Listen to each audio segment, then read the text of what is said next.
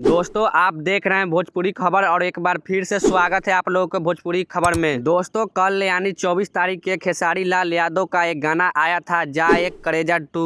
बहुत ही लंबे समय के बाद कल गाना आया है और गाना बहुत ही लाजवाब और शानदार है। अगर वीडियो की क्वालिटी की बात की जाए तो बहुत ही हाई क्वालिटी पर शूट किया गया है और देखा जाए तो एक दिन के अंदर इस गाने पर कितना व्यू आया और कितना लाइक आया, उसे देखने से पहले वीडियो को लाइक करके चैनल को सब्सक्राइब जरूर कर ले। एक दिन के अंदर गाना पर 2 मिलियन व्यू पार है और लाइक के बात कर ले तो एक दिन के अंदर 1,80,000 लाइक भी है और कमेंट की बात कर ले तो एक दिन के अंदर 19,000 कमेंट भी लोग किए हैं। और गाना को गाए हैं खेसारी लाल यादव और शिल्पी राज की आवाज में।